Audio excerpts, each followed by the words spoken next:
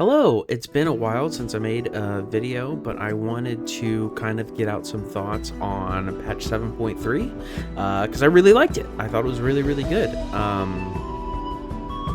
guess starting off talking about the MSQ, I really enjoyed that everyone is kind of in the place that they should be.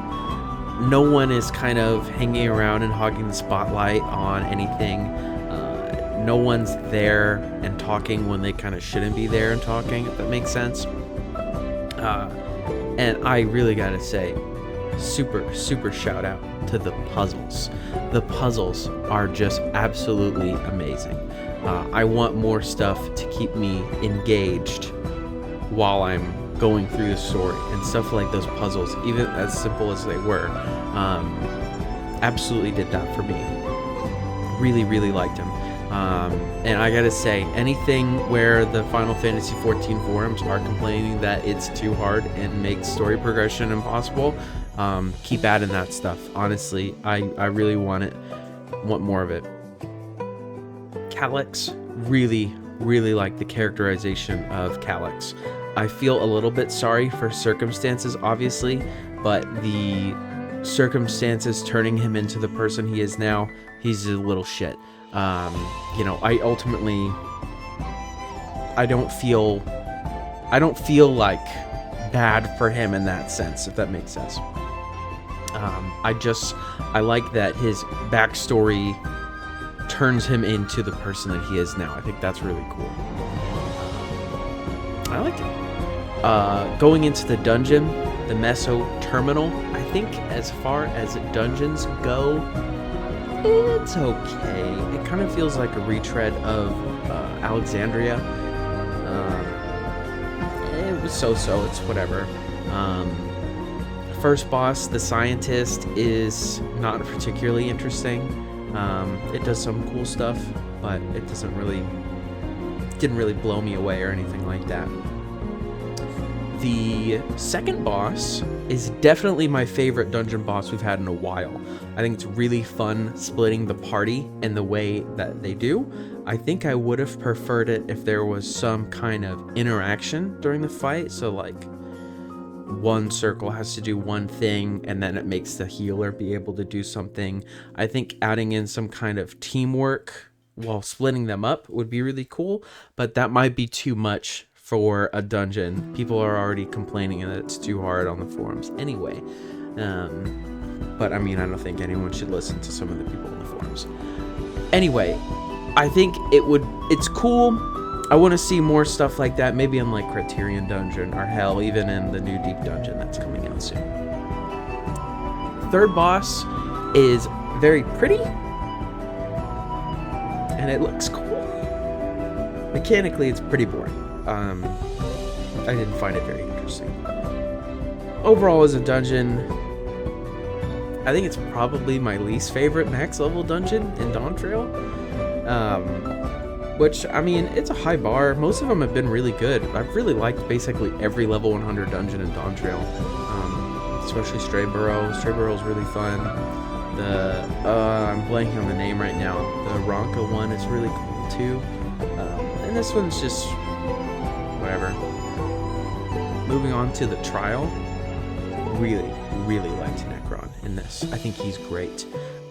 He's weirdly, I think, better in this sequence than he is in Final Fantasy IX. He has a better justification for being here, whereas in the game he's from, he just shows up. It's kind of crazy. I really like the idea of bringing primals back as a threat. Tempering isn't a threat to us anymore, but it's been a while since we fought like a straight up primal. I guess unless you count Asura. Is that even a primal? I don't remember. I think the last like primal we fought was in the MSQ was Heidelin. So it's been a little while. Super cool. I want to see more primals because I do think they're pretty neat. And I like Necron existing as a representation of Alexandria's fear of death and entropy, which is, you can kind of dig a little in FF9 what he represents in that game. But I think they're a little clearer about what he's supposed to be in this one. The music was fine. I think I would have been a bigger fan if it was kind of more techno-y, like Zeromus's theme, if you remember. I think that might have been better, but it was still fine. I also really like the part where we get forced to get grabbed by the little grabby hands, and we sort of like die, and then you have to like climb up the little pillars and the little panels. I think that part's really cool. Then you like ascend into the light and go upward. It's a cool trial overall. There's some tells in there that are, I think, for a normal trial kind of tricky, but I really liked it. Yeah, it's a really good trial.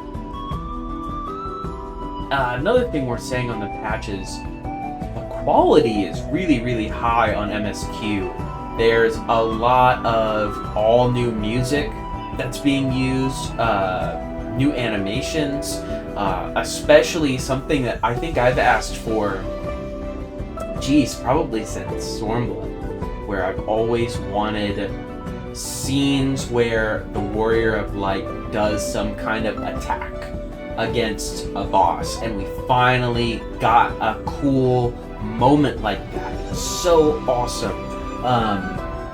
Really makes the Warrior of Light feel more engaged in some of the action in ways in a lot of other cutscenes just isn't really the case. Super huge shout out to that one. Super sick. And again, yeah, that's tons of new music for MSQ.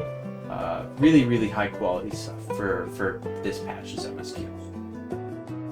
Of course, by the end of the patch, it is very clear through several things. Number one being Calix's understanding of how to summon a primal, his understanding of how shards work, and also the name dropping of Necron being a concept. It's very clear that he is somehow in league with an Ascian of some kind, and he is. Something interesting that I really like, bringing up Necron being some kind of concept. I've always said, ever since first seeing the original Chrysalis statue of Zodiark, is that the Zodiark and Hydaelyn depictions resemble Necron from Final Fantasy IX quite a bit.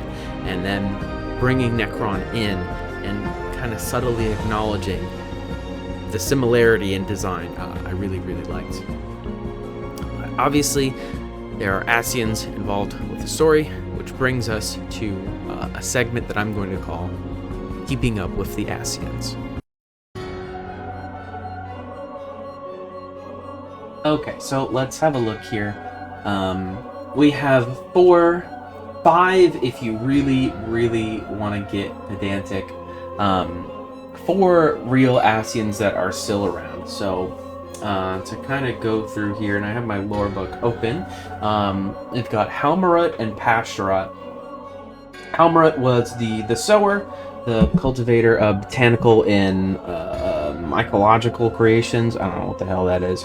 Pashtarat is the arbiter and the conservator of order and the collective will. We've basically never seen them show up in MSQ at all. I think Pashtarat gets mentioned once. I think Halmarut maybe shows up in a post-MSQ cutscene for Rome Reborn. And they're mentioned in Elpis, but they basically never get shown up again. Then we have Altima and Duodalfin. Altima is the composer, advocate of aesthetics and the myriad arts, whereas Duodalfin is the innovator, appraiser of architecture, and patron of invention. We see them as red masks that Gaius has collected, though we know Gaius doesn't really have any means to permanently kill an Ascian, so it's completely likely that they're still alive. Then if we move down to Emeroloth, this is a big continuity mess. It's like one of the biggest ones, in my opinion. Emeroloth died before our story kind of starts. They were killed in Eureka. It's a whole thing. They were sent to the Ethereal Sea. Emeroloth is almost certainly dead. However, an Ascian with Emeroloth's name does appear in a cutscene in 2.3, I think. This is a mess. I think it's safer to assume that he's dead. But they could technically use him, I guess. If we're talking about which one I think could be appearing here, think Pasturat maybe makes a bit of sense, but I don't think there's really much to go off of. Okay, so I suppose that conversation brings us to talk about the Winterers. We basically don't know anything about them. Calyx mentions them at the end. They appear to be some kind of new antagonistic force. We know Calyx is a member, and it seems like he's kind of a lower member, an underling or something like that. And there is some kind of Ascian who is involved.